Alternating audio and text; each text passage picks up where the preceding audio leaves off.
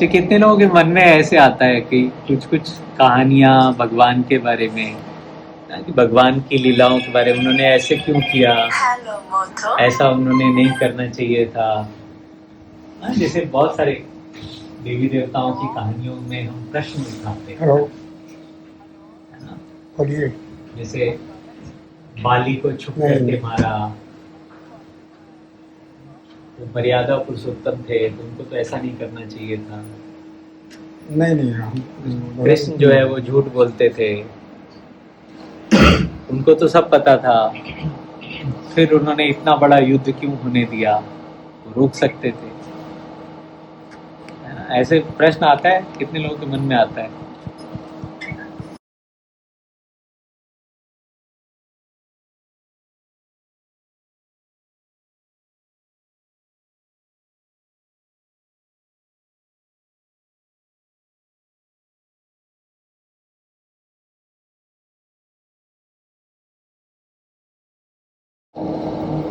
एक बार कौन से ऋषि है जिनको बहुत गुस्सा आता है?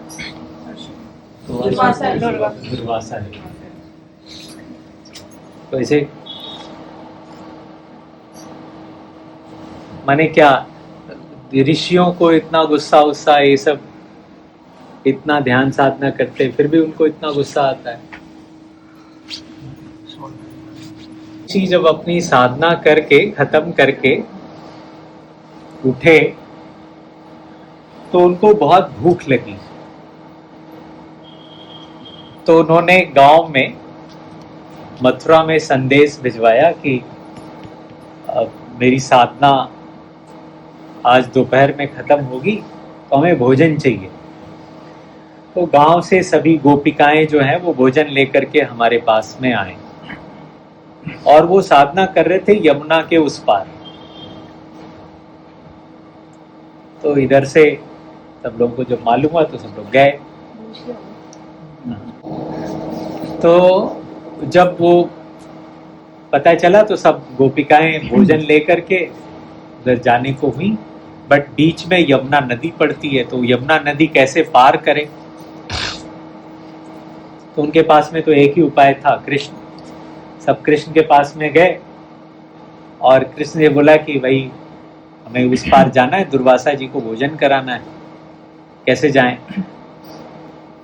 तो कृष्ण ने कहा तुम लोग यमुना नदी के पास में जाकर के खड़े हो जाओ और यमुना नदी से कहना, हे यमुना मैया, अगर आज तक कभी भी कृष्ण ने किसी से झूठ न बोला हो, कृष्ण ने किसी की कोई चोरी ना की हो, तो हमें रास्ता दे दो।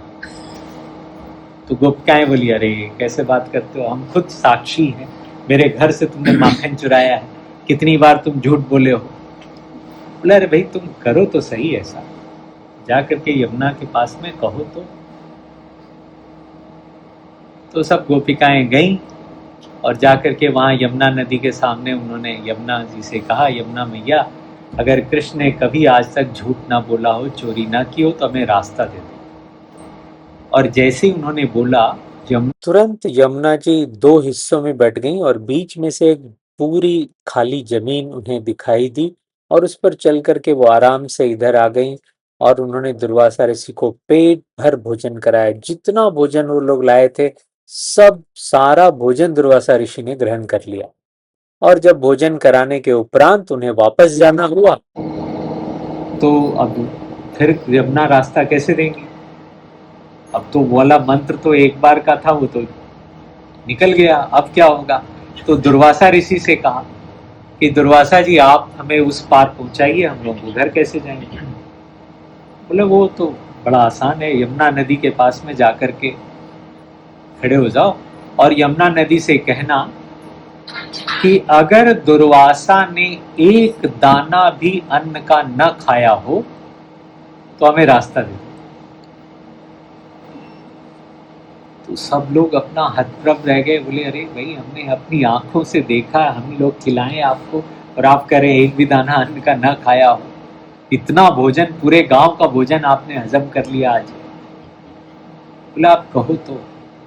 वो आकर के यमुना नदी के पास में खड़े हो जाते हैं और कहते हैं कि हे यमुना मैया, अगर दुर्वासा ने एक भी अन्न का दाना आज भोजन ग्रहण नहीं किया हो तो हमें रास्ता दे दो। और यमुना 2 पार्ट में अलग अलग हो जाती है, सारी गोपिकाएं इधर आ जाती हैं। इस कहानी का मॉरल क्या है? इस कहानी के पीछे क्या मूल भाव है? ये जितने इनलाइटेंड लोग हैं, जितने लोग धर्म के पथ पर चलते हैं, जितने भी लोग ईश्वर के रूप में हमारे सामने आए या ईश्वर का गुणगान करने वाले उनके भक्त हैं, ऋषि मुनि हैं, वो सभी प्रकार के कर्मों से परे होते हैं। और वो जो भी कर देंगे वो हो जाएगा। बिल्कुल सही बात। वो कर्म से ऊपर होते हैं, है ना। उनका यहाँ पर आना ठीक वैसा ही है जैसे हम कोई मूवी देखते हैं, है ना। अब कितने लोगों ने धुरंधर मूवी देखी है? धुरंधर मूवी कितने लोगों ने देखी? हाथ उठाइए। अच्छा, कई लोग देखे।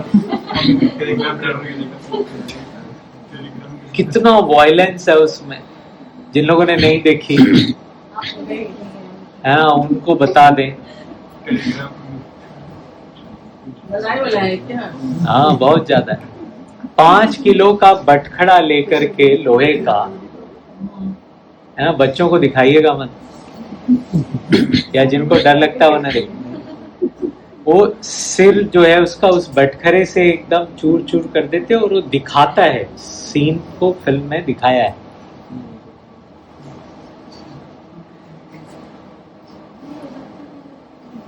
अगर सचमुच में किसी को कोई तकलीफ हो जाए तो बड़ा दर्द होता है ना।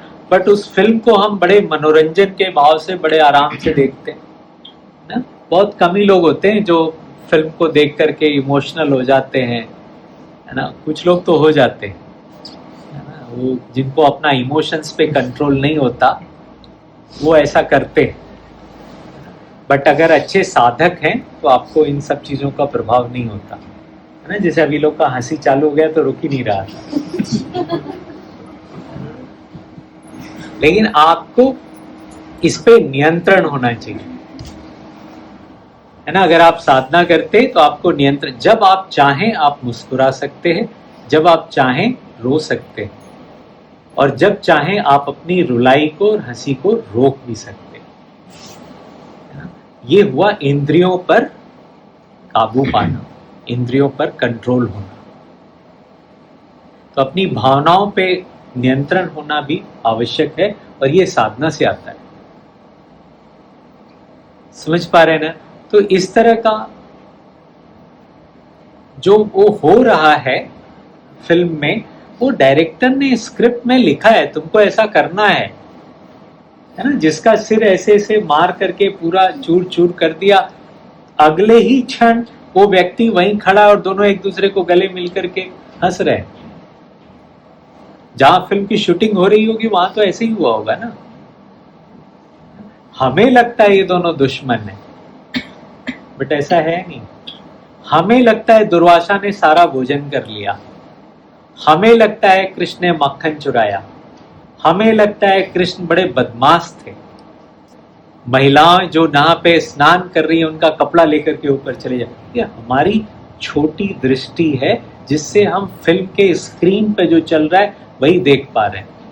डायरेक्टर ने क्या किया है पीछे, उसने कैसे इस फिल्म को शूट किया है, ये हमको नहीं मालूम। जब ये पता चल जाएगा तो आपका ये भाव भी खत्म हो जाएगा। समझ पा रहे हैं इस बात को ना। ये कहानियां हैं, कहानियों के द्वारा कुछ समझाया गया है, कुछ बताया गया है। वो कहते हैं ना कि ईश्वर से इतना मोह फैला हुआ है कि मतलब कोई भी अपना आदमी अगर सीरियस हो जाए, चाहे किसी से हो जाए, तो आप अपने आंसू को रोक नहीं सकते हैं। या तो किसी को एकदम तक हो जाता है। हाँ ठीक है, वो क्षण देखिए, मानव जीवन है, थोड़ी बहुत भावनाओं के साथ में रहना उस वक्त, वो अच्छी बात है, हो जाइए, बट बाहर आ जाइए उससे। जितनी जल्दी बाहर आ जाए उतना अच्छा है। एक और भजन करते हैं उसके बाद। इसके बाद ना सब कुछ हो जाएगा ना। आरती उरती हो जाएगा, प्रसाद हो जाएगा, अभी चुप रहिए, तो फिल्मी गीत होगा। अच्छा